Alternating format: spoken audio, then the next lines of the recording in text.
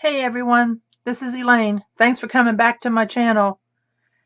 Today I want to show you, I guess it's a haul, and I went to Scott's Antique Market up in Atlanta, and I'd been hearing about it from just a few people, and I happened to mention it when I was at the retreat over in Alabama, and someone there said that they have friends that come from Tennessee to go down to it, that it's a lot of fun. So I grabbed the old hubby and we took off and went. Now, I'm not going to tell you it's what I expected, but it's not exactly unexpected. The thing that I did not know is that there are two buildings and they are on opposite sides of the interstate. And they actually have a shuttle bus that will take you from one side to the other.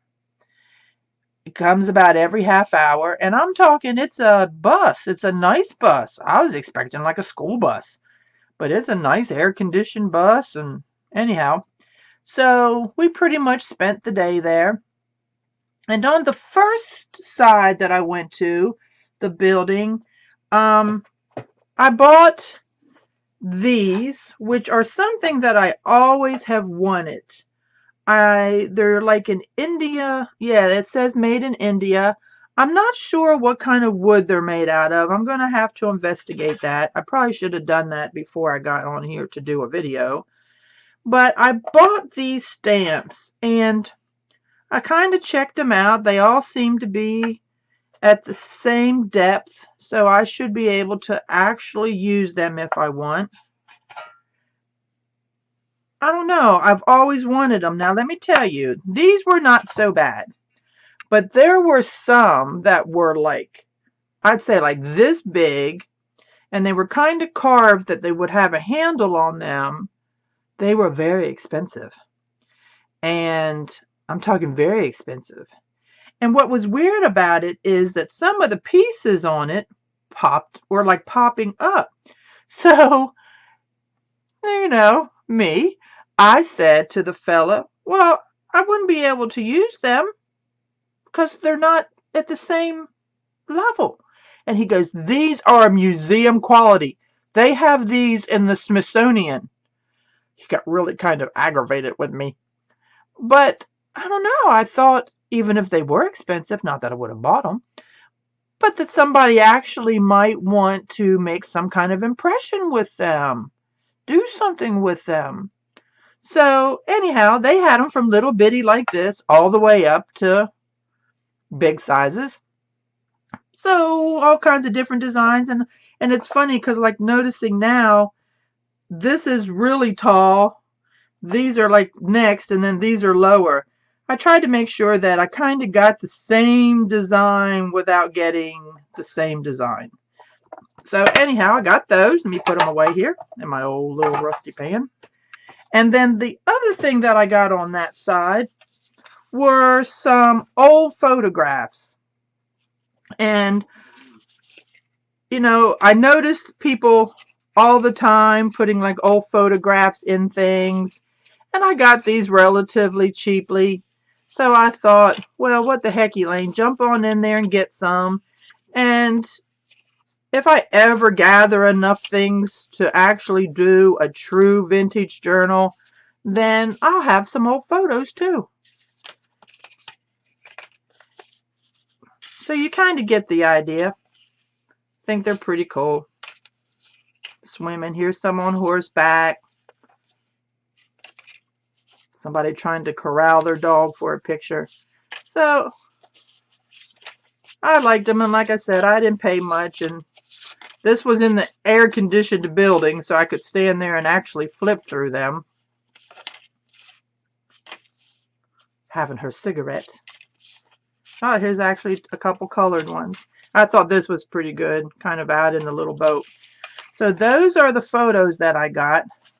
So then we hopped on the bus and went to the other side. Now the other side has a big area that's actually kind of flea market style. And I bought from a booth. This old postcard, which I have plenty of old postcards, but I thought he was pretty dapper. And then this cabinet card. And again, reasonably priced. Now, this little doodad here, it is a Phillips prescription file. The gentleman told me that a pharmacy was going out of business and he purchased 120 of these. And he was down to his last 2. So when I first saw it, I didn't understand that it really was in the box because the file was next to it and just sitting there. I kind of thought it was 2 separate things. I didn't have an understanding of it. But this is a stack of prescriptions, old prescriptions, and you can see here it comes in a little tray that you pull out, and then it's like old prescription pads. And I don't know, it was pretty cool. These are from the 1960s. That one says 1969. I'm not sure what that one says. This one says 62.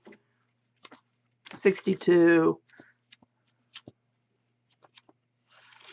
So again, didn't pay a whole lot. And the other one he had left was from the 90s. So I thought it would be pretty cool kind of to sit this in my room once I get all my art room put back together again, and display that, and actually maybe use a couple of them in a journal here and there. Now, the last thing I want to show you, and I'm not going to go through all of them, but are these letters. And let's see here, like this one is 1940.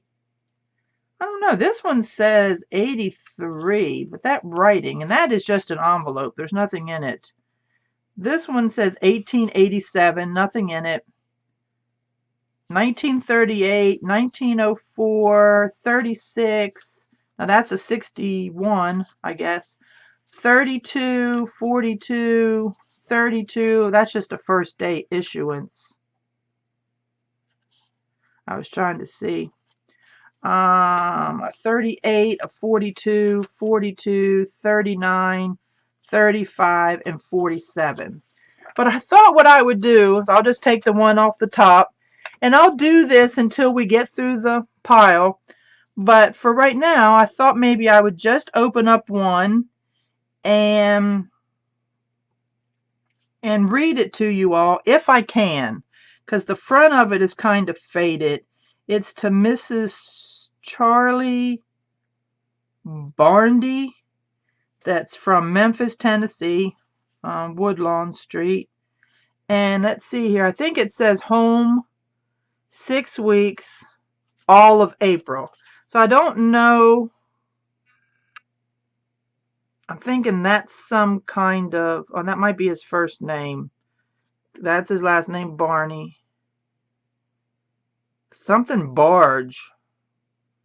Love, Memphis, Tennessee, care of George Price, maybe. But I thought if I could, let's see what the year on this one was.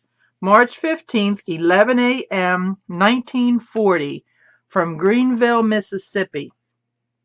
3-cent postage stamp. So I don't know, maybe if there's a military base or something in Mississippi. And does it Mississippi, it like borders Memphis, I think. Okay, I might be able to read this. All right, so March 15th, 1940, same day as that. All right, so dear Mug. Aw, Mug. Dear Mug, I hope you got that telegram from Vicksburg. I don't know whether we will get to Memphis this time or not, but if we don't, just think that's supposed to be remember that I still love you with all of my heart. I hope you like your apartment. How is your mother and dad? Hope they are well. Tell Grandma Kelly, maybe, for me when you see them. This leaves me well and wanting to come home. Tell mother and dad hello for me. That is all I know to write. From Charlie. Love is always yours. And a lot of X's. Lots of kisses. Up. Just to say I love you, mug. XX. Now, isn't that sweet? So that was one of the letters that I got. And I just kind of thought these would be very charming. Like I said, when I do get around to doing a true vintage journal, I mean, the age on this envelope and everything is beautiful. So I hope you enjoy seeing what my haul was from Scott's Antique Market from last month. Not sure I'm going to go back anytime soon, maybe a little closer to Christmas, but I don't need any more Christmas things. Anyhow, just maybe when the weather gets a little cooler here in Georgia. So thanks for coming by, and I appreciate it greatly. And please subscribe to my channel, give me that thumbs up, and I will catch you on the flip side. See you next time. Bye.